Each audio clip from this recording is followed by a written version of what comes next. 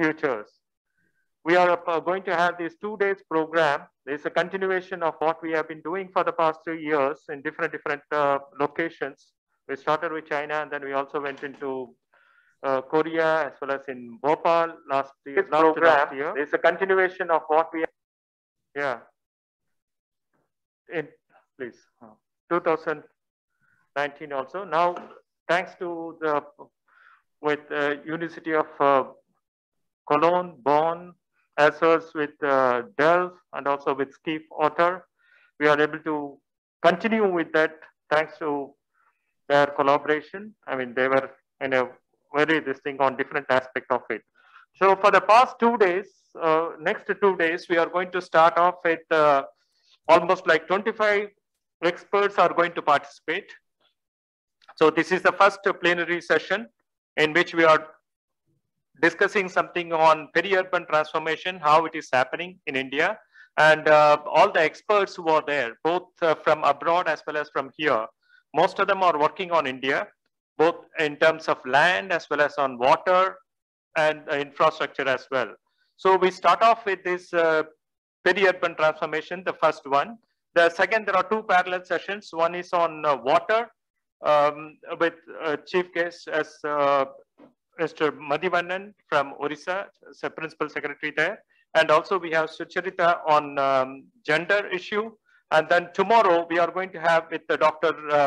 Sudhir Krishna, the ex-secretary of MOVA previously, and also with Mr. G. Batmanaban, who was from UNDP, and he will be focusing on disaster.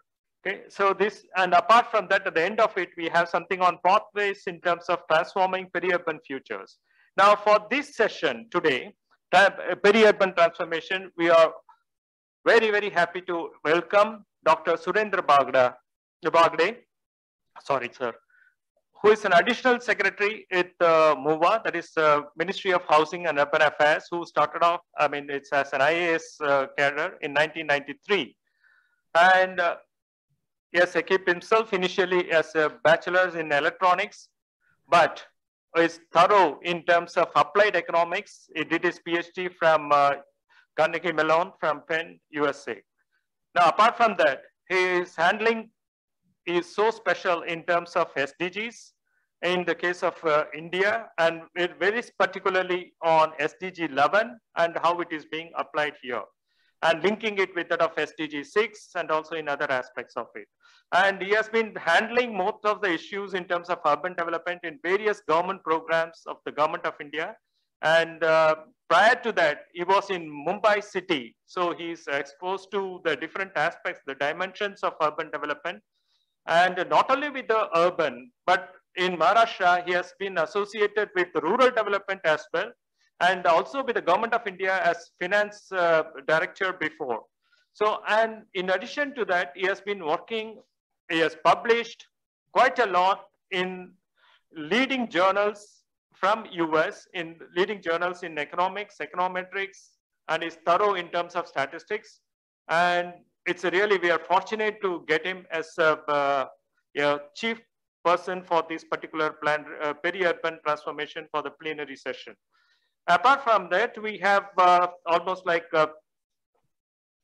5 people who are experts here. Dr. Rumi Aizaz. Rumi has probably has the initial thing, but I will introduce each one of them. Rumi Aizaz is from ORF, and Dr. Shiraz Vaja is from GYAG, which is that Gorakhpur Action Group from there. Dr. Bhuneshwari Ram is from Jindal University. Dr. Kosten from University of Bonn, and Dr. Leon is from Delft.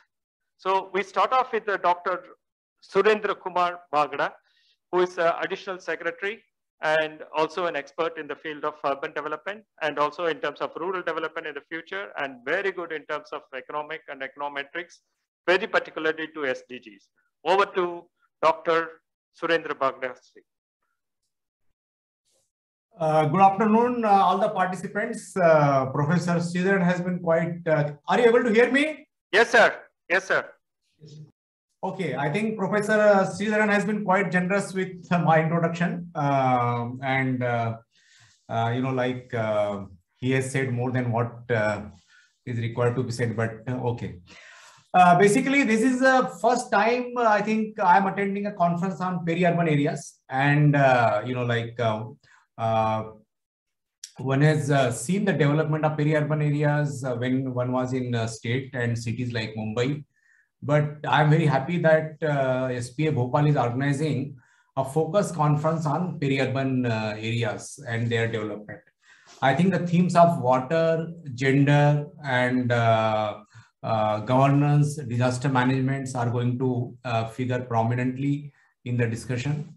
And as we know, like in urban areas, let me first clarify, I am no expert on urban development. I am here to learn and see what we can learn for development as development happens in our peri-urban area, and how the development can be not guided, but see what we can do to make sure that the development benefits the citizens who are living in that area to the maximum extent possible. And I think that's the focus in terms of what learning values we can derive through this conference. So having said that, so I think I would be very brief in my comments. And so I think we know that the core of cities, whichever cities you take, be it Mumbai, Delhi, or any other city, has remained static. Whereas the urban growth which has happened in any city, be in the US, be in India and all that, it has expanded beyond those core cities. And like if you go to a core of the city, like say 100 years back, then you will see like the core is maybe you're not 1/10 or 1/5 of city, as what you see as the city in today. So the growth has expanded because the development took place in peri-urban areas. But in recent times, we have seen that it's not only peri-urban areas which have grown, but also bigger regional areas like what we call metropolitan areas. They have been the source of growth of urban population. In all our metro cities, we see that the core, then there is a surrounding area, whatever you call it, peri-urban, and then there is a metropolitan area, which is which are many small towns and many cities. They are supporting the growth of city and peri-urban area. So I think that is what is happening. But at the same time, the facilities and amenities, and I think they differ remarkably in peri-urban and those regional areas, and compared to the city center, the core of the city's area. So these differences in amenities are there, and government as well as the city governments, they are trying to bridge those differences and raise the level of those amenities there, so that citizens have access to good amenities in those areas also. I think as peri-urban areas and regional areas have expanded, they are also posing a lot of challenge to the urban development. And some of the challenges have been listed here, like water security. I think then this issues of urban governance in those areas is also very important. I think the one area which is also very remarkable in terms of its prominence is urban transportation, and which I think Professor Sridharan should have covered. But I think in whenever there is an opportunity next time, I think we should be discussing this transportation system and linking those areas, regional areas and peri-urban areas, to the city center or to each other through a different modes of public transportation, be it trains, metros, buses, cycles, walking.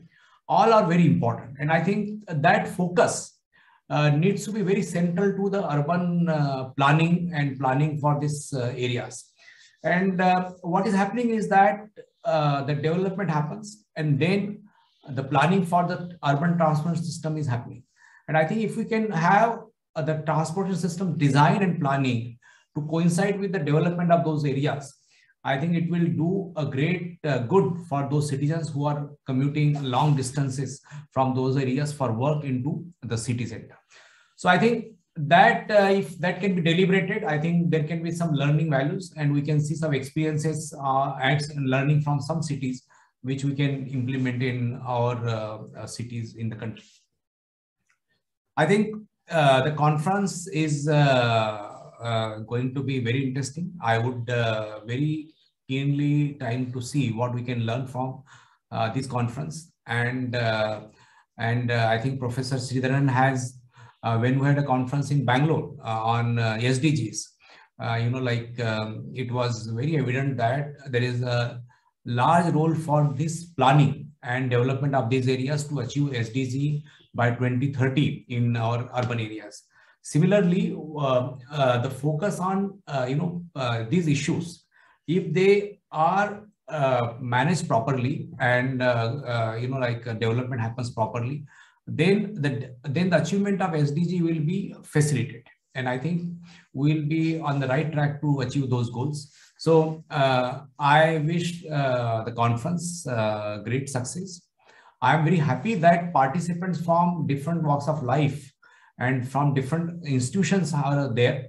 I have seen quite many join online, and one only wishes that it could have been done offline, and where I think learning through interaction, personal interaction is much more valuable, and the network which one forms is also of longer duration and deeper.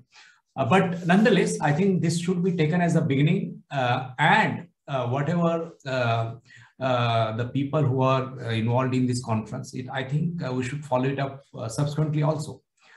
This should not be seen as the beginning and the end. Rather, this can be seen as the beginning of discussion, and let us come out with some concrete action plan wherein we can see, okay, we know how our peri-urban areas and regional areas are developing. Can there be some, few lessons? I would not say like too many, but I always think that say top 5 lessons, and then you can have next 5 and all that. But okay, let's focus on top 5 lessons, and then let's see how those lessons and those practices and those experiences, how they can be integrated into the planning and development which is happening currently in our country. And I think if that we can identify, and also the pathways of getting those aspects integrated into our planning, governance, and development issues, I think that would be of great help to us in the country. And with that, I would like to end here. I wish all the participants great health, and do take care of yourself. Thank you. Thank you very much, sir. That's a very good point, which you talked about the core city versus the peri-urban area, and also the issues in terms of infrastructure, and within the infrastructure, specifically about the transport. Yes, sir, we tried to cover that in terms of infrastructure, and in terms of governance, how we can do that in terms of mobility and other aspect. We'll try to do that, sir, definitely. And thank you very much for sharing your time, and also to point out some of the things in terms of how to come out with in terms of action plan, and at least a few lessons which we can try to do that. Okay, I'm really thankful to you for this particular thing. Now we go to Dr. Rumi Azaz. Rumi Azaz is working as a senior fellow at ORF for the Observer Research Foundation. He has a PhD and in the field of regional planning, and he has also worked with the LSE as a postdoctoral visiting fellow in the London School of Economics. And he's the person behind in setting up in terms of urban policy research program at ORF. And he has published quite a lot in the field of urban governance, urban development. And a recent one which he has done in the World Urban Forum is on regional planning for sustainable land use, which talks about the different dimensions of peri-urban as well as urban and as well as rural area, which he published in 2020. Without taking much time, over to Dr. Rumi Azaz, please.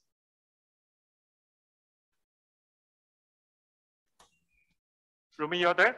Yes, thank you for the introduction. Is my voice coming? Yeah, please. Okay. May I share the presentation? I have a presentation. Yeah, can you? You're doing, or he's? I'm doing it. Yeah, please, you go ahead. You can upload. Yeah. Okay. And this is visible to all? Yeah, it's coming, yes. All right. Thank you very much, sir, for the introduction. As you mentioned, the title of my presentation is Peri-Urban Areas of India, an Overview. I thought it would be a good point to start with for this conference. The information is presented in 6 or rather 4 parts. In the first part, an overview or an introduction to a peri-urban area is given. In the second part, it describes the conditions prevailing in peri-urban areas. In the third part, information is provided on the government policies and reforms for peri-urban areas. And finally, I end with some thoughts as to what should be our responses towards addressing the issue of peri-urban growth.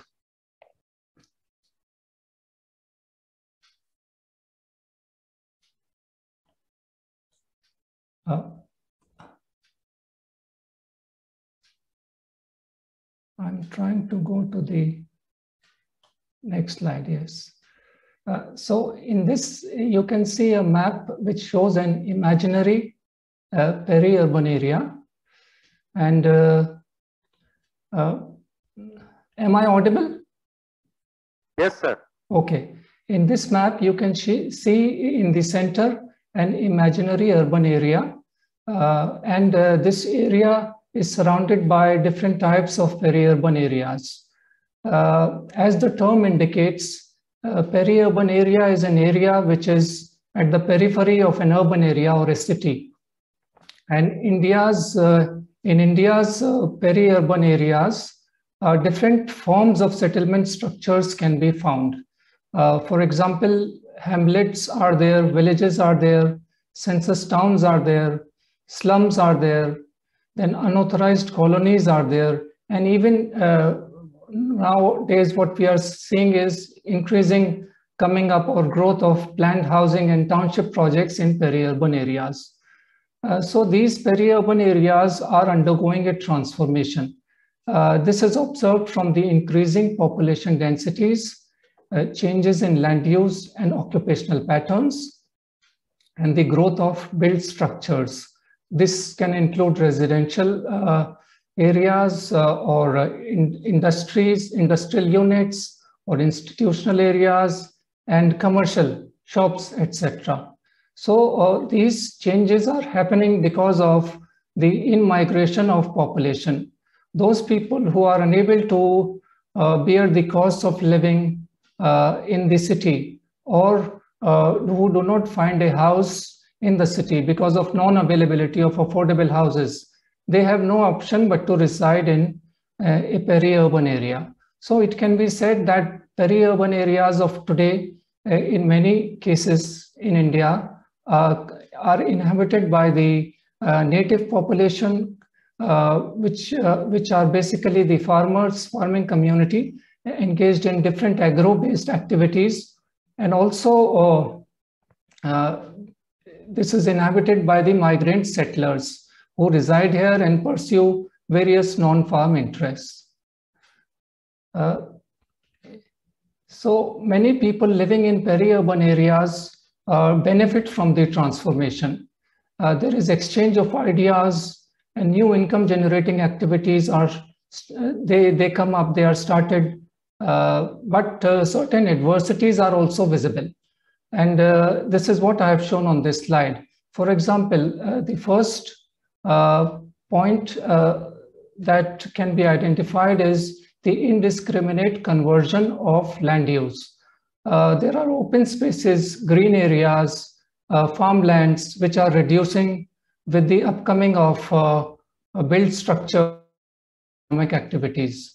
And these changes negatively impact the living conditions and lives of the native population. And this is observed in peri-urban areas of Hubli, Dharwad, Jammu, and in census towns in West Bengal. These cases have been documented in the literature. The second issue is unregulated development. We observe that there is haphazard growth of built structures, and many of these structures or buildings do not meet the safety norms.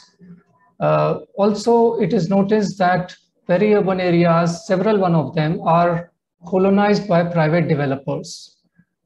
These developers, they convince villagers with attractive prices. They acquire the agricultural land, and then they carry out illegal subdivision of that land and dispose it when land values increase. This is observed in Hyderabad and Chennai, where the villagers lost their land to private colonizers who misled them in various ways. The third issue is about the emergence of informal or unplanned areas, such as slums and unauthorized colonies on the periphery of a city. These generally come up near planned residential areas or work areas because those people who are unable to buy a house or rent a house in the planned area are left with no option but to reside in a peri-urban area. And that's the reason why many slums and unauthorized colonies have come up. Now, these people play an important role.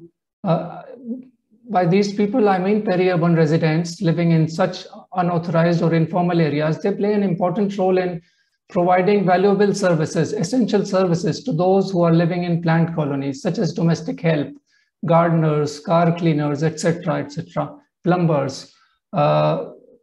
So the cases of Jaipur and Faridabad documented in the literature highlight this aspect.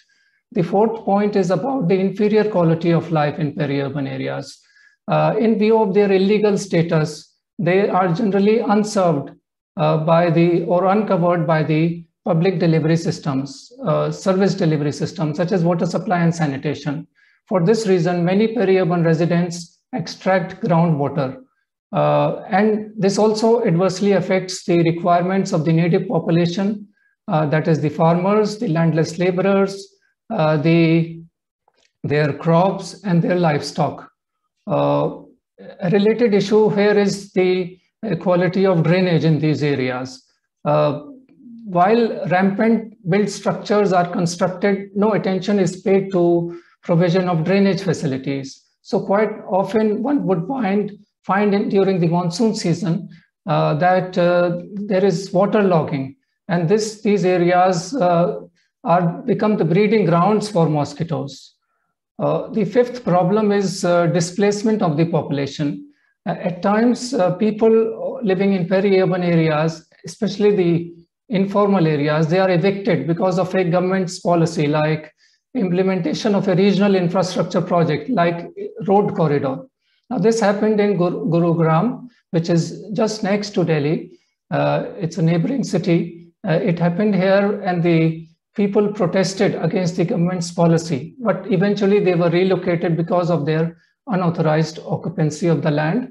And many of these people were unhappy with the relocation to a new place. Then some people or the native population has also been displaced from the peri-urban area because of the coming up of a township project. This too happened in Gurugram. The fifth and final point on this slide is about weak mobility and connectivity.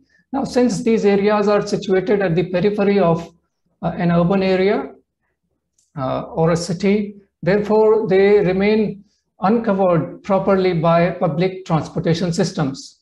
And this is also an important reason for the phenomenal growth of motor vehicles in peri-urban areas, because suitable facilities for commutation are not available. And for this reason, people are left with no option but to purchase their own motor vehicle. And also one problem that is observed is about if a peri-urban area is situated between two cities like Gurugram and Delhi, then motorists who are commuting on an everyday basis for going to residence or work, they use these areas as shortcuts, and which creates tremendous problems within these areas in terms of congestion and air pollution. The government has not remained silent on this front. This problem has been long recognized, and numerous efforts have been made from time to time to address the problems in peri-urban areas. In Delhi, for example, the Delhi Development Authority, or the DDA's land pooling policy, aims to ensure planned development in peri-urban areas. Similarly, several metropolitan regions have made attempts to prepare special plans for such areas. At the state level, one can find the case of Uttarakhand, where the government of Uttarakhand has initiated or launched a project to improve peri-urban residents' access to drinking water. This project is supported by the World Bank, and if you visit their website and see, you can find a number of schemes or projects, water supply projects, which are underway in the peri-urban areas of Roorkee, in Dehradun, in Haldwani, in Haridwar, etc. Similarly, the government of Haryana has, it plans to introduce the concept of peri-urban agriculture, which means that in peri-urban areas, vegetables and fruits will be grown for supplying to nearby cities. At the national level, the Metropolitan Planning Committees proposed under the 74th Constitution Amendment Act of the Government of India, these are required to look into the matters which are of common interest to municipalities and panchayats. And this includes preparing of special plans for these areas. Similarly, Ministry of Housing and Urban Affairs, the nodal ministry for urban development in the country, it has asked the state governments to establish municipalities in census towns which display urban characteristics but continue to be governed by panchayats. So by establishing municipalities in census towns, the idea of the ministry is that it will lead to improvement in the quality of life. Finally, the Ministry of Agriculture and Farmers' Welfare has taken steps to increase food production and diversification in peri-urban areas so as to supply these commodities to nearby cities. So these are some of the policies and reforms from the side of the government.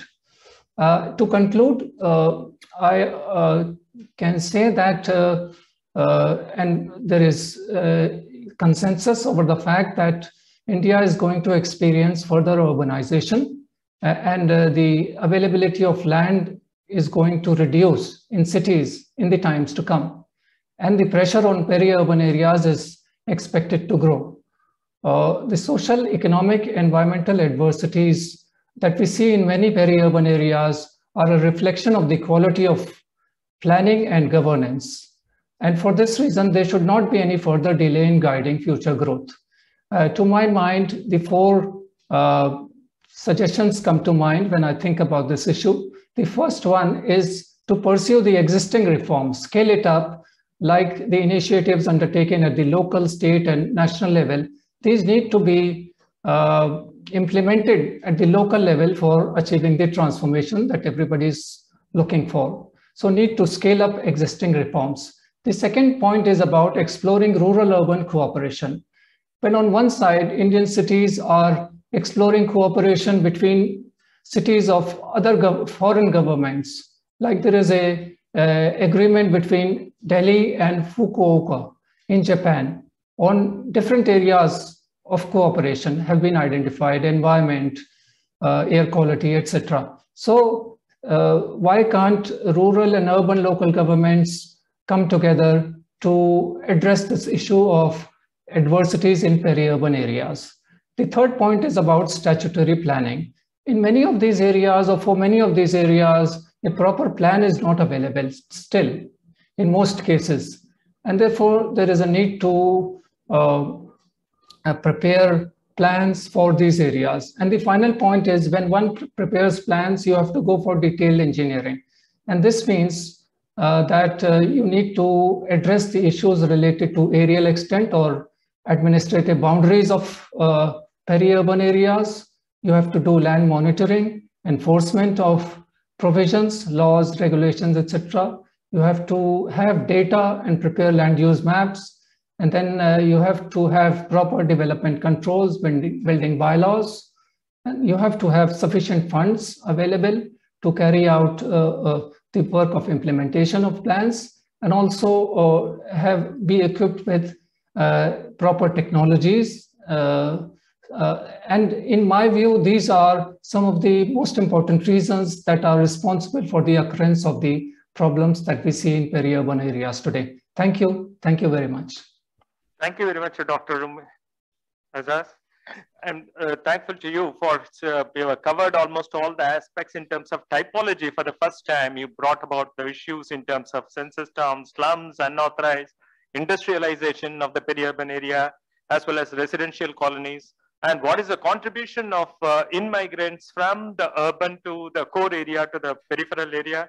And you also discussed about the non-planned and unplanned aspect of it, and also low-skilled employment and how it is shifted out.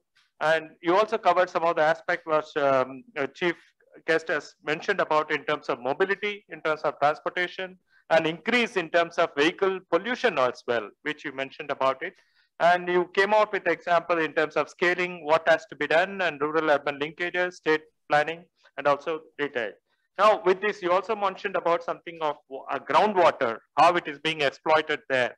To take that further, we'll shift to Dr. Shiraz Waji. Dr. Shiraz Waji is an ecologist by professional, and he has been the president of this Gorakhpur Environmental Action Group, which is very, very famous across, not only within India, but also abroad, because he has been associated with the climate change or also with the environment actions. And for 40 years, he has been doing on sustainable livelihood, urban resilience, natural resource management, disaster risk reduction, climate change adaptation, and also in terms of livelihood resilience. It not only based in Gorakhpur, but he has covered almost many major cities in India, and also in the also in the secondary cities, also he covered many of these issues. I think we should hear from him because he has covered many aspects, even in terms of urban agriculture also, which he has done way back in Guwahati, okay, which I'm sure by action we have seen it also, how he has been doing in different places. And that action, whatever he has done in terms of ecologies, now I'm sure he will share it with us, both in terms of water and ecology and other issues in the peri-urban area. Over to Dr. Shiraz, please. Thank you so much, Professor Sridharan, and giving us this opportunity to talk and listen at this very important important issue. And I would also like to congratulate you, Professor Sridharan, in person, and also the team SPA for having continued this discussion, networking deliberations around peri-urban issues for the last few years. And that has, of course, I mean, that has helped kind of networking as well as the changes in the policies and the programs, and I mean, the whole recognition of the peri-urban spaces in terms of its contribution to development and for the livelihood of the people. With this, I would like to share a few points. I'll be brief. I don't have any PowerPoint at this moment, but would like to point out some of the issues which I think is important.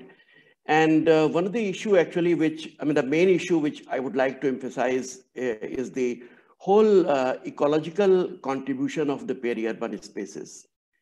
The peri-urban spaces in terms of providing the resilience to the city, and also the resilience to the people actually who are living there in the peri-urban spaces.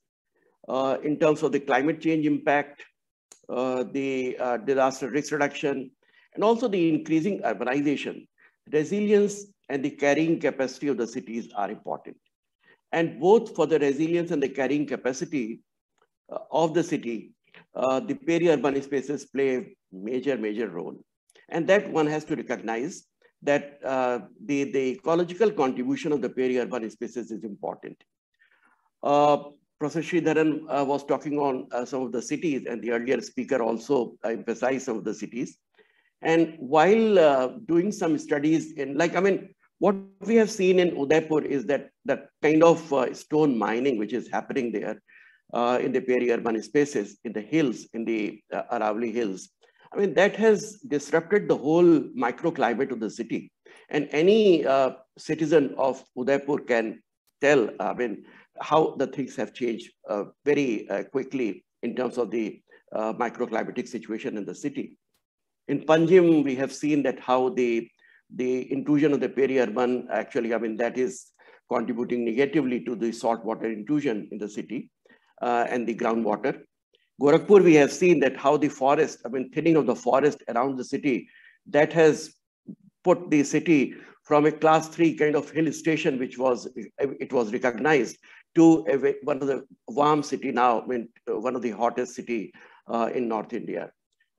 In Patna, we have seen how the peri-urban spaces in terms of rivers and the floodplains, the encroachment and the organized and unorganized, both kind of encroachments, has created the problems in form of floods and waterlogging in Patna.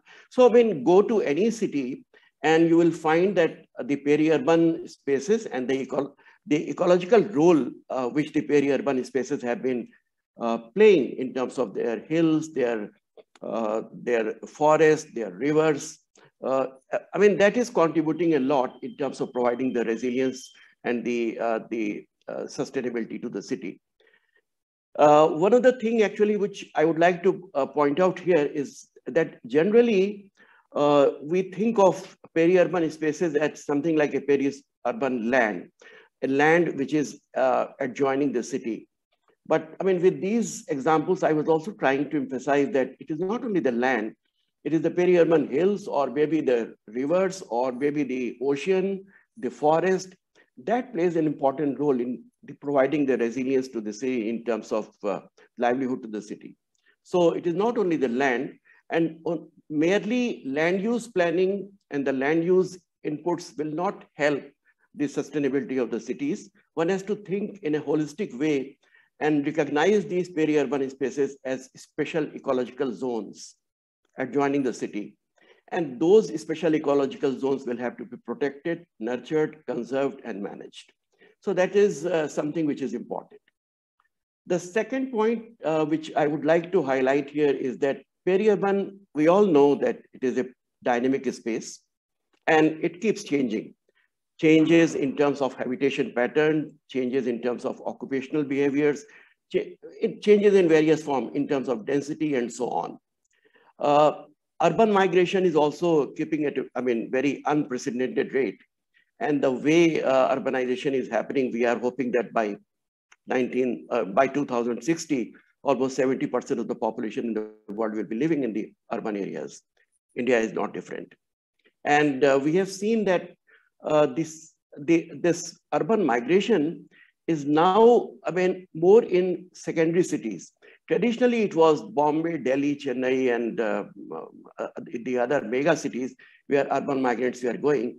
But now with the increased migration, because of various reasons, agricultural deceleration, less profitability in the agriculture-based livelihood, the climate change impact, which is causing problems in agriculture and farming, the disaster impacts, the frequent disasters in form of floods or droughts, all these factors have contributed to increased urban migration. And these urban migration is happening more in the areas which were largely dependent on agriculture. When we look at example of Bihar, between the two census in 10 years, the kind of urban migration which has happened is several 100%, almost 1100%. And all this urban migration is happening in the secondary cities. So the secondary cities which have less capacity to deal with the changes, they are receiving more and more population and they are getting the peri-urban spaces disrupted. So the dynamic space, which is the peri-urban spaces, that actually has increased, and that is the problem. Fast migration means fast change in the peri-urban spaces also. And a city will have to have this ability to deal and maintain its ecological character of the peri-urban spaces because it provides the resilience and the carrying capacity to the city. And the secondary cities will have to be ready and will have to prepare themselves for dealing with this kind of fast changes and maintaining this dynamic space, which is the peri-urban areas. The next point, which I would like to highlight here is that the peri-urban spaces, unfortunately, are generally treated as cities in waiting.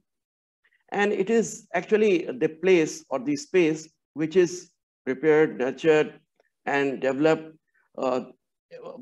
through the master plans, through the contractors, the land prices, and so on, as something actually which will become a city tomorrow.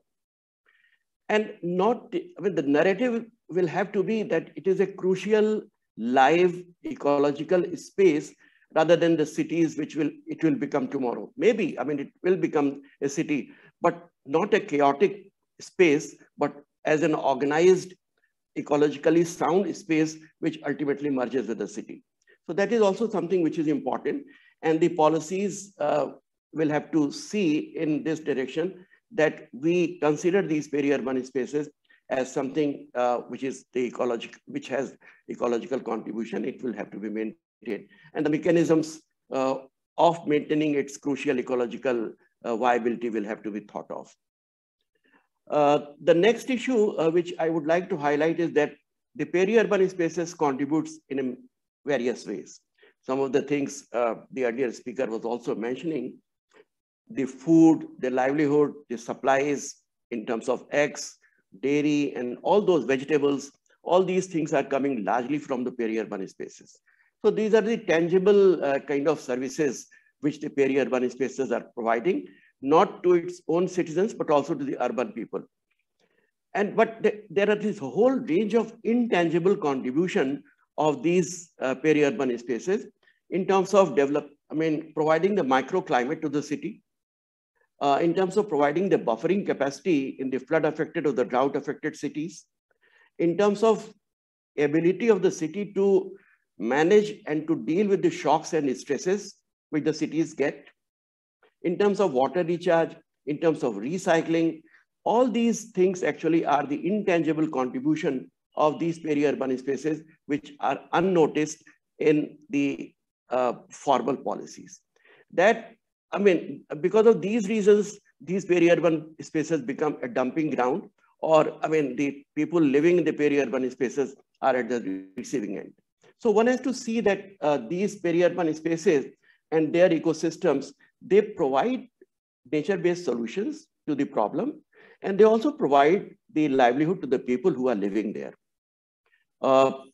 In these wetlands, I mean, we were studying some of the cities where the wetlands have finished, and we saw that how the wetlands have been working as the kidney for landscape. I mean, they are the purifying, with the kind of recognition of the phytoremediation, the kind of recycling and purification of the recycling of the waste water, they perform the functions of the kidneys. And with the ignorance or the less priority for maintaining those wetlands, the problem of the city has grown, and they are suffering, not only the people living in the peri-urban spaces, but also the people who are living in the city. So that will have to be recognized. When we talk of city or the urban area, we also talk of the poor people who are living there. And when we talk of the poor people, then their relationship or their linkage with the ecosystem services becomes quite close. Because largely the poor people have been surviving on the ecosystem services, support services, providing services, regulating services, even the cultural services. All these ecosystem services are contributing to the livelihood of the people who are poor. So one has to see that the urban poor will have to be addressed.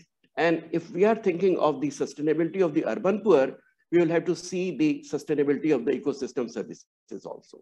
So that linkage and the relationship of the poor people or less privileged people with the ecosystem is quite close, and one will have to recognize that linkage of helping the poor people to grow and to come out of the poverty. And in that term, the ecosystem services are crucial and important. The last issue actually, which I would like to highlight here, is also that the peri-urban spaces will have to be seen as integral component of the urban area, and it has not to be seen as a different from urban. Because generally, in all the governance mechanisms, the cities generally are treated as something which is within the municipal boundary. So the cities are beyond the cities, the municipal boundary also. And one will have to see that the governance actually that recognizes the integration of the peri-urban and the urban spaces so that it becomes kind of integral component, and the peri-urban spaces are in alignment with the urban areas. And that actually becomes the kind of a continued kind of system in terms of flow of services, goods, and so on. So in governance also, one will have to see that how these two things can be clubbed together. With this, I would like to end here. Thank you so much. If there are any questions, I'll be happy to respond. Thank you. Yes, sir.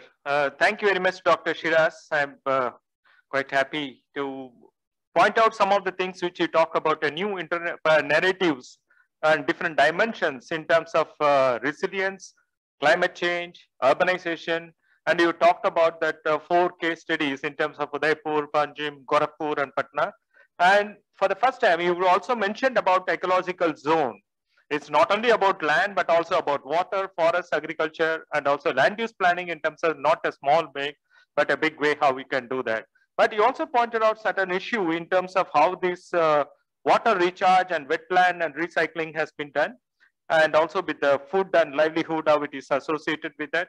But most important contribution, which can continue with this further, you gave a case study of Bihar, what you talked about the secondary cities, how it can be, what kind of problem existed from that of the core to the dynamic people in terms of the secondary cities.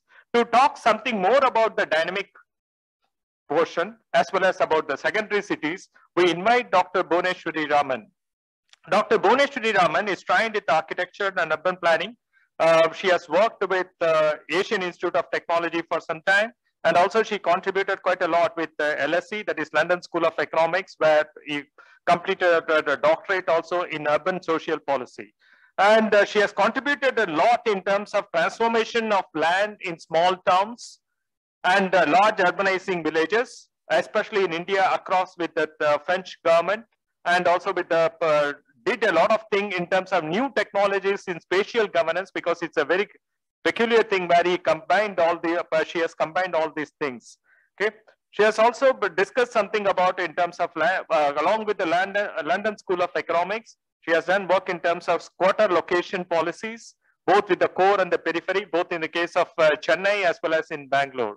I mean, without giving much space for her, I mean, I'd request Dr. Bhuneshwari to continue with this program, and that too focusing on secondary cities, how it is she has been working on it, and what contributions we can do in terms of peri-urban spaces. Over to Dr. Bhuneshwari Raman, please. Thank you, Professor Sridhar. I hope you are able to see my screen. Yeah, make it in a... Okay. In the interest of time, I would like to lay down the broad arguments, some of which builds on Rumi Aija's speech and Professor Shiraz Vadsi's speech, which happened later. The context of this, as I was preparing this presentation, what struck me was the Chennai floods of 2021. That is, in the last week of December, Chennai witnessed unprecedented downpour. And this was partly due to the changes in the rainfall pattern, but there were also certain human contribution to the why and how this flood occurred. While the entire city was flooded, the outskirts were affected disproportionately. This followed a publication of a report on flooding.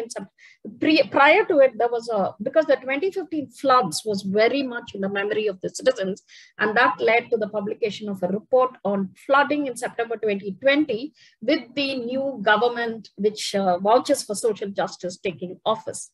The report itself talked about the regular things in terms of encroachment, illegal occupation, need for restoration of river and water, and the already marginalized groups were portrayed as culprits in this narrative. Again, certain residential locations were targeted, particularly post-2021 floods for removal. Yeah, and this conflict is still going on.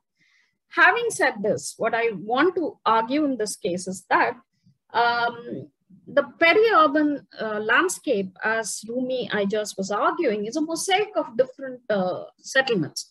You have these high-end, as my images that I portrayed down in the other slides, you have these townships and luxury apartments juxtaposing with these old villages, which is devoid of any infrastructure. These are also spaces where you find the Korean township jostling with the squatter settlements very next to it, or the old villages looking, earning for the same level of infrastructure that one can find in the Korean townships. Yeah.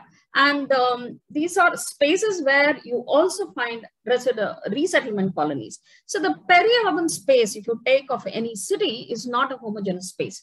It's a very heterogeneous territory in terms of both its socioeconomic groups that inhabit it, the types of occupational pattern, and particularly the ecological features that is intrinsic to it.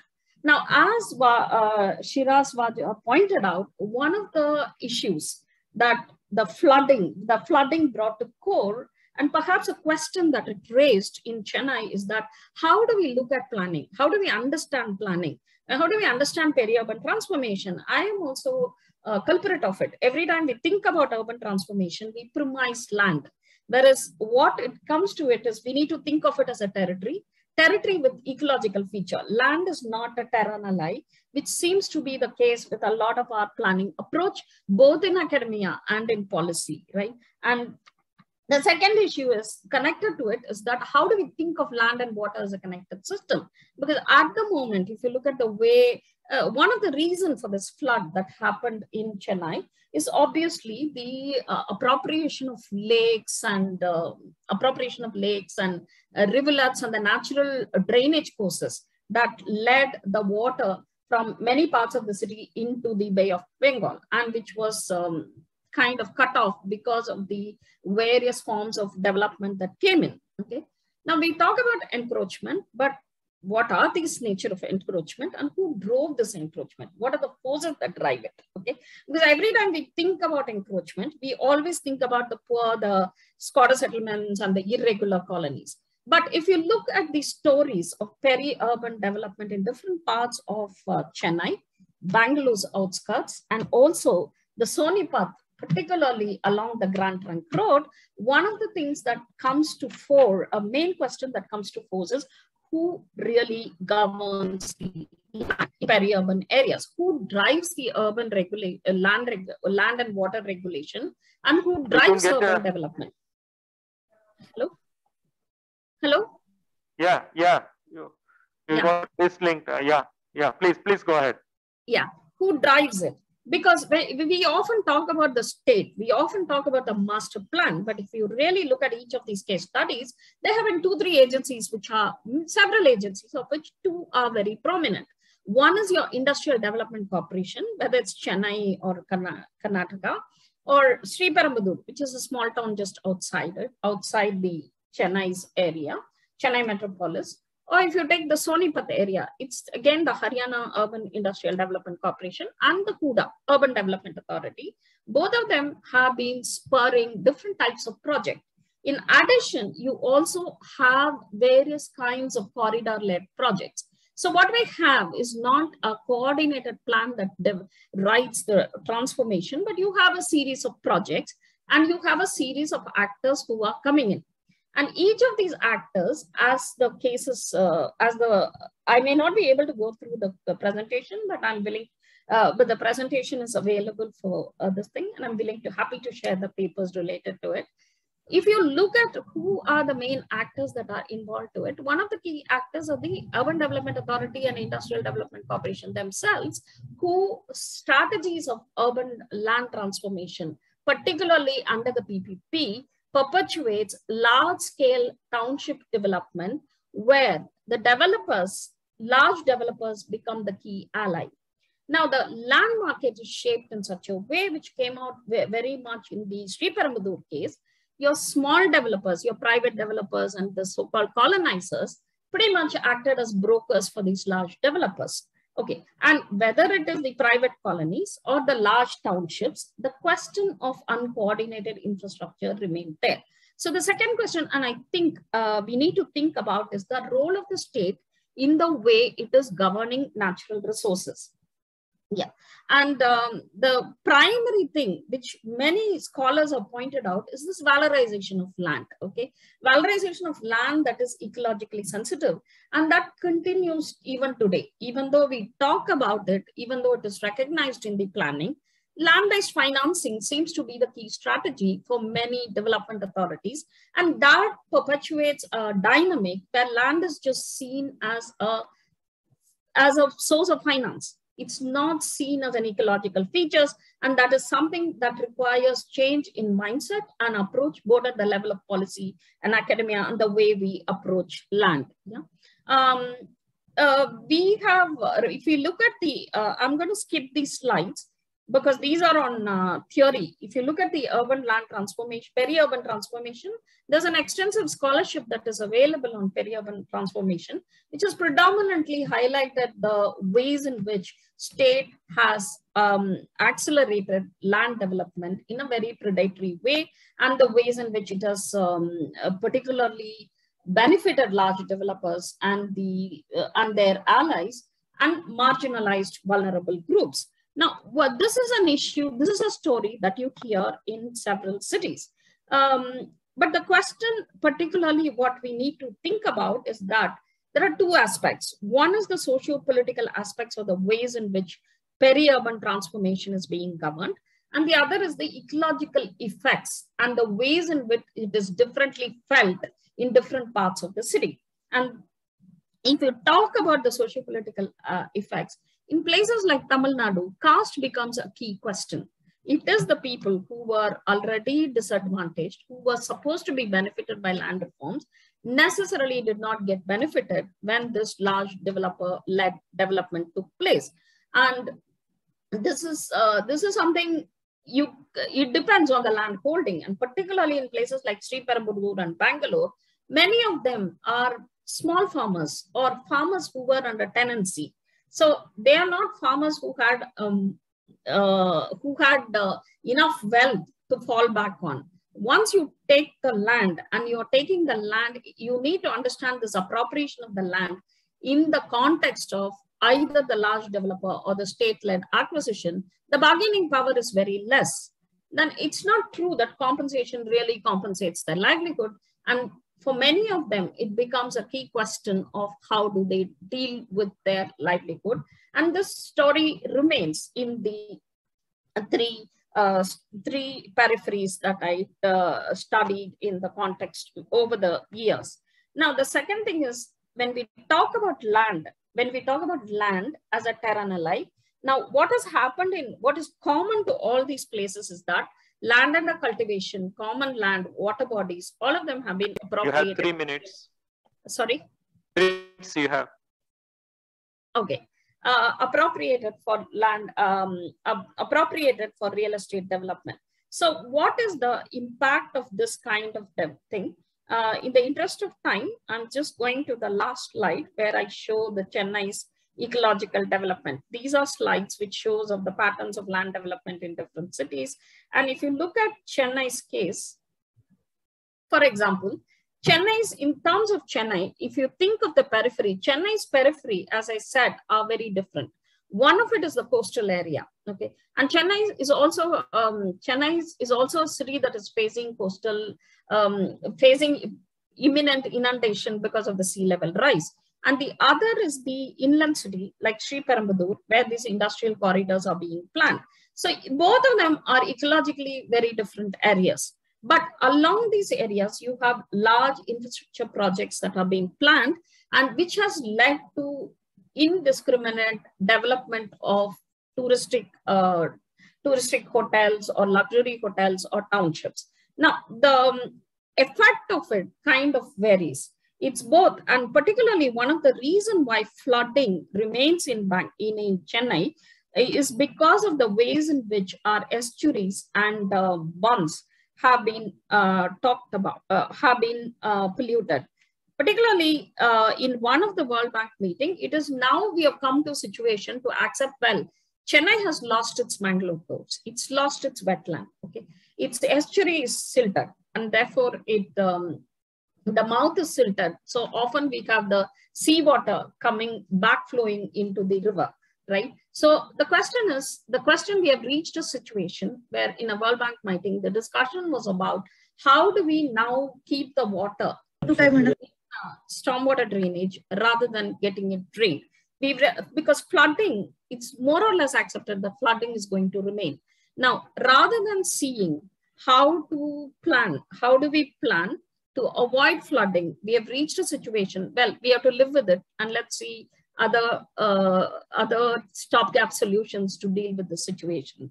I think Chennai's case is a key lesson to look at again, how do we rethink about the ways in which we are planning our natural resources, the ways in which we are governing urbanization. And in this process, how are we drawing the natural resources for our governance? Okay, that is in terms of ecological thing. And the second key lesson is each city, while the forces that is driving land transformation and the role of the state and the various institutions, one can find similarities in it. The effects of it differ, and therefore there is a need for much more fine-grained ethnographic studies to understand this process. Thirdly, is the question of how do you deal with the socio-political consequences of that? Professor Shiraswa talked about migration. Yes, it's true. Migration drives the growth of suburban areas. But who are these migrants? And which type of migrants are entering spaces like Sriperumbudur? The Korean international immigrant is very different from your Oriental factory worker who lives in shifts within a 5x8 houses. And there are certain conflicts that comes around it and which never gets addressed. So whilst a lot of the things that Rumia just spoke about, like housing, is an issue, but what kind of housing are you planning? Is it all housing about luxury housing and gated township? Or can any land and water system be drawn in for housing? Or are we thinking about housing to accommodate heterogeneous set of population? I end this thing in the interest of time in terms of how do we think about reconciling this ecological, social, and political goals in the way we plan. Do we need to rethink how we understand plan and planning? And also, do we need to rethink about the governance, the ways in which we are governing area? Like particularly in the Chennai's case, when these conflicts came out, what came out is this contradictory role of the revenue department, the planning department, and the infrastructure provisioning. How do you reconcile it? In all of these, where is the master plan? Should we even think of master plan, or should we move ahead and think of better strategies to govern, to incorporate ecological thinking in the way we are governing urbanization? Thank you. Thank you very much, Dr. Raman. Good aspects you covered with many aspects about dimension from the Chennai, Bengaluru, and also with Sonipat, from the residential to industrial to the various conflict that comes in terms of wetland, estuaries, and lost in the wetland. And how this whole aspect, to take it further, it does have the many aspects which you talked about, social, political, and ecological sensitivities, and also in terms of vulnerable groups. And you also covered in terms of governance structure that is Saskia Sassen has brought about long back. Okay. Now to consider all these aspects, what impact it has got in terms of the health issues and other issues related to water and other dimension, we bring Dr. Carsten Busch, who has been working in the field of medical and health geography. And he has been working in India for the past 16 years. And in fact, he herself associated with for so many years from 2004 onwards. And he'll be talking something in terms of urbanization, how it has covered in terms of urban health, urban risk, and also in peri-urban areas, because it started with in terms of Pune, Mumbai, and also in Hyderabad and Delhi, in all the places. Over to Dr. Carsten. He is with the University of Cologne and also with the University of Bonn. He has been working as an interim professor there in University of Bonn. Over to Dr. Carsten, please. Yes, thank you, Sri. I'm doing this presentation together with Dr. Okay. Hammond. I thought, okay. And also let me introduce Dr. Leon also. He is with Associate Professor with Water Policy at Delft University of Technology. So both of them together. And in fact, Dr. Leon is working in terms of actor and strategy models. He has come out with a paper and a book also on this in 2010. So it's a good idea to combine both of them in terms of land and water management. And over to both of them, please, Dr. Carsten and Leon. Yes, thank you, Shi. We will be sharing this presentation, so I will start and I will do a little bit more the descriptive part, and we'll talk about a project on which we have been working on the last 3 years.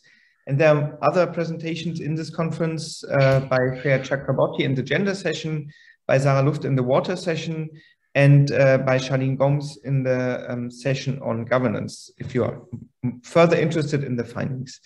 So a lot of things have been said already about the peri-urban, so I'll just still give a very brief our understanding of what is the peri-urban space. In a paper, we defined peri-urban spaces in the global south, and I think that is one thing which is very unique and which we cannot underestimate. Peri-urbanization is a process and a theory which emerged from the global south. And I think it's really very important. If you look at urbanization in the global south, we need to come up with these new theories, which are informed by empirical evidence. We must not talk about postmodern urban development and stuff like that, issues and theories which were brought up by scholars from the global north, but I think it's really important to come up with unique theories. And I think peri-urbanization and the peri-urban is one of these theories. So peri-urban spaces in the global south are, from our understanding, spaces of flows.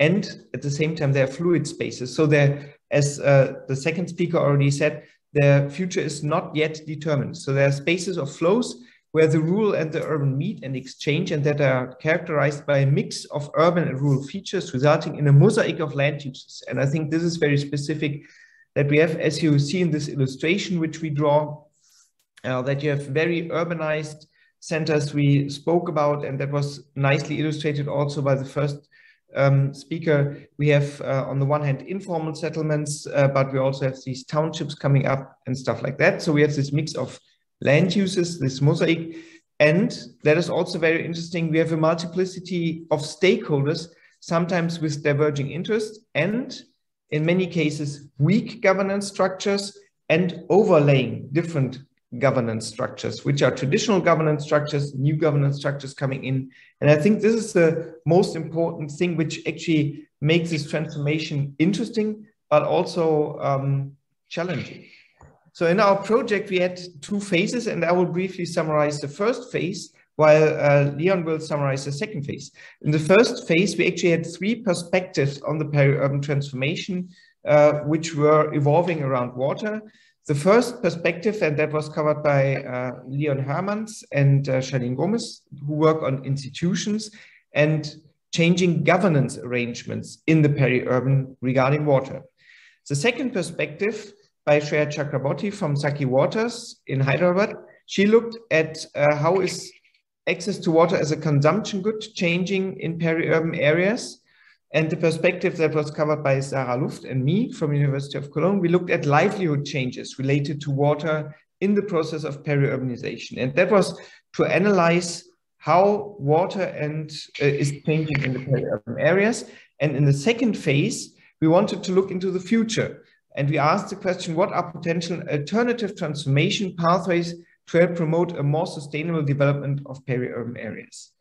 We have been working in 3 agglomerations across India, which are in different states. So they have different governance setups and which have a different availability of water.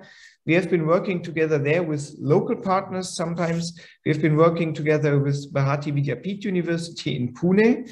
We have been working in Hyderabad, where Saki Waters and JNU were the partners, and in Kolkata, where TU Delft was the leading partner, and we had as local partner the researcher. So I would like to briefly introduce you to, in those 3 areas, we had 2 villages. So in total, we have been working in 6 peri-urban villages, which had quite different pathways of development.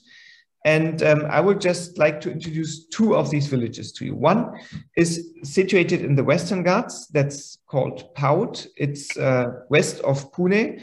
It has a very high rainfall, and what you can see is actually on these two pictures. One is the view on the old village, and then if you would turn around 180 degrees, you would see up this township, new township, which is coming up, and which of course will lead to some problems regarding water availability when it comes, for example, to drinking water. And the second one is related to what to this kidneys, as our second speaker told it. It's situated in Kolkata, in the East Kolkata wetlands, which actually filter the water, but where also livelihoods are created from that. For the analysis of the changes which are going on, we applied the framework of the hydrosocial cycle, which was developed in the since the 1990s, first with the seminal term which was introduced by Eric Swingenou on the waterscape. And what is actually the defining term is that the hydrosocial cycle is looking at the connections between society and the landscape and how they're influencing each other. So that was our our analytical perspective, which is heavily informed by political ecology. Just to briefly show you these two case studies and what we have seen. Of course, I could talk about each of the case studies for an hour, but I'll do it just in 2 minutes. So when we look at the hydrosocial cycles in Paut, a very water-rich village in the Western Ghats, we actually see that the hydrosocial cycle has been changed as dams were built in the Western Ghats. What we also see there is that these dams, which are multi-purpose dams, we see, for example, changing rights. There are traditional fishing communities which have been which are increasingly restricted from the access of water. But on the other hand, we see a better access, for example, for farmers. We see a lot of water-based livelihoods changing. For example, for the agriculture, we see something that is reported also in areas, which is either intensify or drop out. And we see new water-based livelihoods coming up here, which are related to the process of periurbanization. When we look at water as a consumption good, we see that there's a very good supply of water there, which is organized by the panchayat, but which is under stress because of the growth, and which is related to what you see here in the background to this new township, which is coming up, because all of a sudden they have to cater for a population twice as large as it was in the past. When we look at this peri-urban village in the East Kolkata wetlands, actually, this is a completely or mostly man-made environment, because the wastewater of Kolkata has been since colonial times led to this area, and a lot of livelihoods, for example, aquaculture is based on that. This has been restructured heavily by the government because that was all in the hand of zamindars and has been transferred into smaller cooperatives and private landholding. So we see a lot of changes in the water-based livelihoods at the moment. Aquacultures are becoming more predominant, and in the agricultures we see some subsistence farming or intensification, and intensification usually means shifting to agriculture. Regarding water as a consumption good, we actually see a very mixed sources. People have their own ponds, have pumps, but also buy RO water. And this RO, reverse osmosis water plants, this is actually developing as a new livelihood.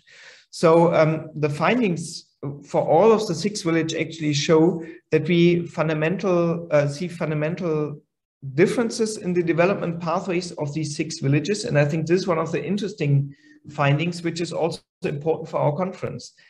The pathways of peri-urban villages are really very different. When we look at the hydrosocial cycles, we see a lot of institutional changes which affect the waterscape very fundamentally. So we actually have man-made waterscapes around the cities. There's not much natural there left anymore. We see a changing changing relations of the water and society.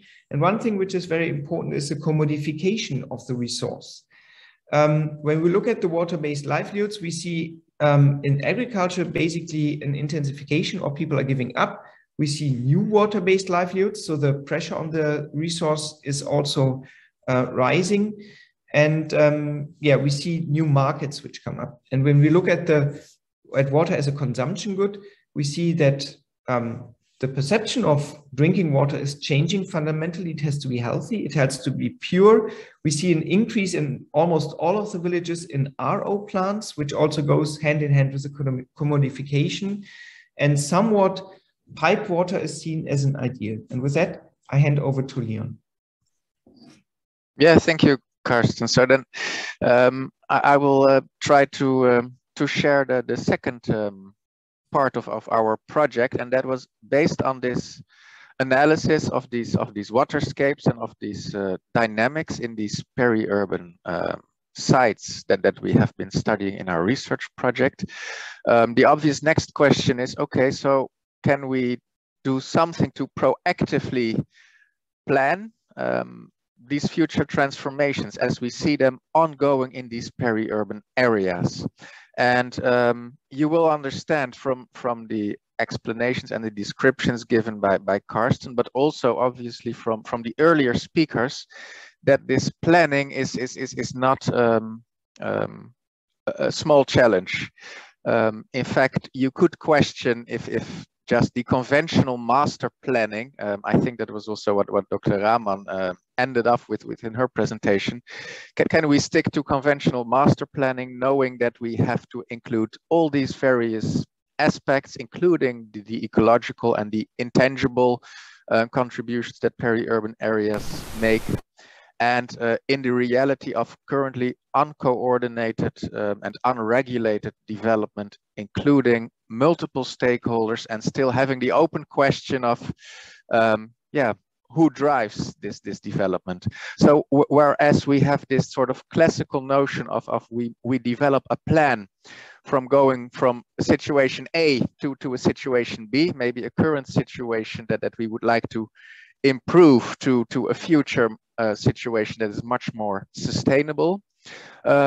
We adopted in our project a slightly different approach to planning, and maybe Karsten can put up the next slide, and that is to realize that in fact linear planning, master planning is no longer the appropriate sort of approach for these kind of complex systems and complex peri-urban areas.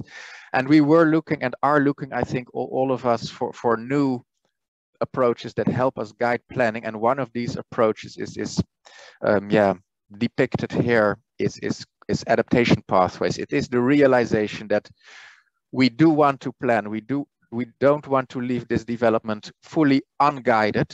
At the same time, we also know we can't plan a linear pathway from A to B from now into 2030 or 2040. We have to anticipate changes, unknown changes sometimes, and influences from stakeholders, from developments, from sectors that at this point in time, we cannot predict and fully foresee. So we try to elaborate an adaptive planning approach based on adaptation pathways. Yes, thank you, Karsten. And we took an existing methodology as a basis, an existing adaptation pathways planning methodology that was developed for actually for adaptive delta planning in the context of climate change, but that we thought this could also fit the peri-urban transformation planning. What you see on this slide is a schematic pathways planning map, and I just want to highlight the main elements on this map for you. On the left side, we see conventional actions. Think of these as the policy strategies or the policy actions that we could consider. And that is very much as in conventional, let's say, master planning. On the right-hand side, fully right-hand side, we do see that we do want to consider the various costs and benefits of our pathways. So think of the planning goals, maybe multi-criteria analysis kind of things, the values that we care about. And these could be economic and financial costs and benefits, but they should, in the peri-urban areas, of course, also include the ecological values and benefits, social costs and benefits, and other ways that we can use to sort of capture these intangible features as part of our planning objectives. I think this is also part of conventional master planning that hopefully you are familiar with. But what is the part in the middle is what makes this a dynamic adaptation pathway. What you see here is depicted different possible pathways consisting of different possible sequences of actions and strategies. And we know that at some point in time, maybe we hit a development that causes a certain strategy to reach a natural end. Maybe we can continue business as usual, continue with combined agriculture activities and with including urban migration up to a certain point until we may hit a tipping point, a terminal, and we really need to transfer to another pathways to carry us further into the future. And of course, we can do all of this reactively, but we can also think about these things proactively, and that would help you to think about what are the possible pathways, what are the possible scenarios that we already now want to consider, including maybe the signposts and the triggers, the signals that we can identify that would tell us that we would need to start considering another pathway for a more sustainable future. Finally, what you see at the bottom of this graph is a timeline. And what is important to know for this particular planning approach is that the timeline, obviously it's time. So ultimately we can put years on there. But in pathways planning, what is more important than saying this happens over 10 years is to realize these are the kind of developments, maybe migration, maybe the availability of certain wetland functions, maybe urban growth and expansion or population numbers, maybe rainfall patterns and climate change. These are signals that we know that they can happen, but we don't know if they happen over 5 years or over 15 years. So the year axis is actually sort of flexible, and much more important is to think about the signals that tell us that we would need to change. Now to implement this, we go to the next slide, because we did want to do this in a participatory fashion, because we realize we have all these uncertainties, these aspects that we want to integrate that makes the future so uncertain that we want a dynamic planning approach. But we also have all these stakeholders. So we also are looking for a participatory planning approach. And what we used was a participatory approach based on a classic Delphi analysis, which is a planning method that was traditionally used to actually forecast the influence of technology more than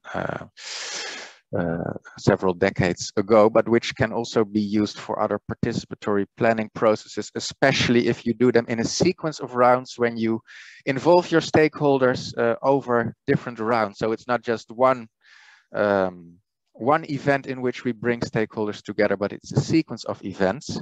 And what was the benefit of this Delphi approach for us as a project team working over COVID times is that Delphi also allows for asynchronous parallel inputs from the various stakeholders. So it's actually relies for an important part on questionnaires and interviews with the individual stakeholders, which we then analyze and collect over various rounds to come up with a convergence and to build the pathways that we wanted to build. And we designed this based on the research results that we had, that Karsten shared. And based on that, we designed the questionnaires mostly with the local stakeholders in the communities in the 3 sites that Karsten discussed. So in Kolkata, near Hyderabad, and near Pune. But in parallel, we also did a Delphi approach with experts, which is a quite different exercise. But of course, it's also interesting to see across peri-urban sites what are the futures that different experts from different disciplinary backgrounds see for peri-urban areas in India more in general. We finished this Delphi approach mostly for some of our village sites with the community stakeholders. And on the next slide is one example. It is not my intention to go over the details with you, but I just wanted to give you one example of a picture. But the details of what we have been doing and the results that we have been obtaining will be shared with you in other presentations in the parallel sessions by other researchers in our H2O T2S project. And this particular figure will be covered also by Charlene Gomez in her presentation tomorrow in the governance and infrastructure session. So with this, I think we come to the conclusion of our joint presentation. So let me just summarize and remind you of our main insights. We have been focusing especially on the water dimension in peri-urbanization, and we have seen that the relation between water and society undergoes a fundamental change, but also a change that can be quite differently for different peri-urban villages depending on their locations and characteristics and starting points. It does put a lot of pressure on this resource, and that is very similar to what we have heard from other speakers about pressures on ecological resources more generally. The governance, the multiplicity of stakeholders, but definitely also of the governance structures does affect the access to water and influences the options we have for development. With these insights, we have been trying to develop a new sort of planning approach. And we think that this approach does hold promise for, planned transformations, but not fully controlled transformations. What we have observed in using this approach is that with peri-urban communities, so the local stakeholders, is that even they, at the local level, do have agency, meaning that they do have an influence and a certain degree of control over their futures. It is limited, of course, because they are dependent on also a lot of the developments and activities of the other stakeholders outside their village community, but it is not insignificant. And I think the future challenge that we see, one of the future challenges is really to take this pathways planning approach, the participation and the coordination in there further beyond just one level or scale of stakeholders to include also the other levels where we have the stakeholders and where we have the governance agencies. So not just the local level, but also the regional levels, the state levels, and ultimately even also the national level planners.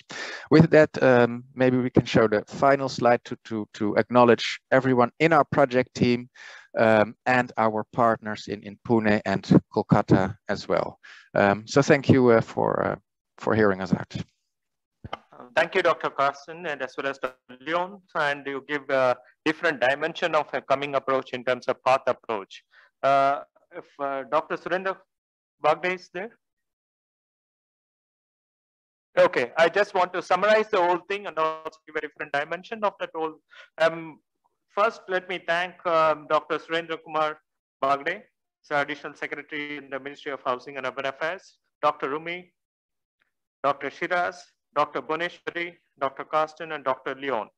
Thank you very much for approaching the whole thing from a different dimensions, the multidimensional approach, and also in terms of different scales. You discussed about some of the issues. But I just want to point out some of the things so that we can discuss at the last session also on these aspects. You have covered many aspects in terms of, especially the Carsten and Leon talked about the H2O T2S. From the dynamic to fluid spaces, how it is happening in urban and rural. And also you discussed about hydrosocial cycle and institutional changes related to water. And you also discussed about the water dimension, society, and ecological and governance structure as well. So here, I would like to pinpoint out some of the new developments which is happening in India. Probably it's good for all the participants to know about it. Niti Aayog has come out in 2020 certain issues in terms of governance, urban planning, which includes in terms of peri-urban area and hill areas as well, not only within the hill area, within the urban, but also beyond that in terms of peri-urban context. That is something which is new. They came out with a dimension, a different dimension, even in terms of capacity building at various levels. And it's available in the Niti Aayog site. The next dimension which is coming up, which is going to be released day after tomorrow on 20th. It was supposed to be today morning because the ministry is the minister is not well, so it's going to release it, which is called as rural area planning, formulation and development. It is focused in terms of rural spatial planning and linking it in terms of what is called as Gram Panchayat in terms of various dimension in terms of finance and fiscal and every aspect of it. So this is the first time we are focusing in terms of peri-urban areas, focusing on the different dimensions of from somewhere around 1 lakh population, 100,000 population of a rural area to that of which is peripheral areas, which are peri-urban areas, is going to be released day after tomorrow. I can give the links to some of you also. The next point is that in 2021, Census Town has come out with a new dimension, anything above 4,000 population and beyond even 4,000, 15,000 and all. For the first time, they are including all the villages which are more than 4,000, 50,000, 10,000 plus. They are thinking in terms of using it as an urban area so that some of them can be brought in as an urban context in terms of urban planning. Okay, that is something, a new dimension which is under the Census Act, which not many people may know about this. Now, in terms of land transformation in the rural area, especially in the peri-urban areas of national highways, state highway and district highways, the rural development of the Ministry of Panchayati Raj has come out with a new program called Swamitwa, which came up in just in January 2021 and December 2020. The Swamitwa talks about digitalization of that village habitats and what kind of infrastructure to be provided, and more so in the peri-urban area, they are concentrating first on these. So, which are already started in many of the metropolitan peri-urban areas. They are already started implementation of that in terms of infrastructure, in terms of land use planning and all. These are all the things which we can discuss about it and also try to see what is talked about Dr. Leon in terms of the hybrid Delphi approach, which he talks about it, and also the various adaptation pathways which we can think about it in terms of time factor. Because the Niti Aayog also being very keen in terms of coming out with in terms of the master plan, not for 20 years, but in terms of how to have that evaluation done every 5 years, because the dynamic aspect which is happening in the peri-urban areas is fast. So now the government is thinking in terms of not coming out with that of a master plan, but in terms of master plan with sub plans, which can come in terms of phasing of that whole thing. Okay, these are all the new dimensions which are coming up in the government of India. Probably we need to link ourselves to some of these aspects, which they focus in terms of ecological, especially because I'm sure you must have seen some of the things in terms of SDGs, which is happening across India and at city level and beyond the city level. In terms of SDGs, Niti Aayog has come out with a plan and also with a report on this.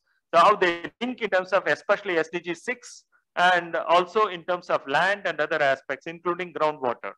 Okay, these are all the different dimensions which is emerging in India, and we have to update ourselves in all these dimensions and also suggest them in terms of ecological zones, how it is required in terms of peri-urban areas. I think we can discuss about it in the last session on this.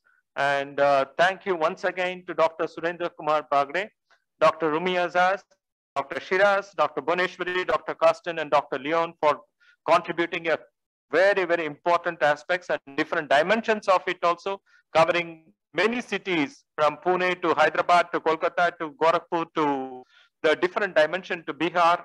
So we have Chennai, Bangalore, and different dimensions. So that thank you very much once again for this and enriching our whole conference to this effect. Thank you. Can we close now? Yeah. We announce the next session starts at 4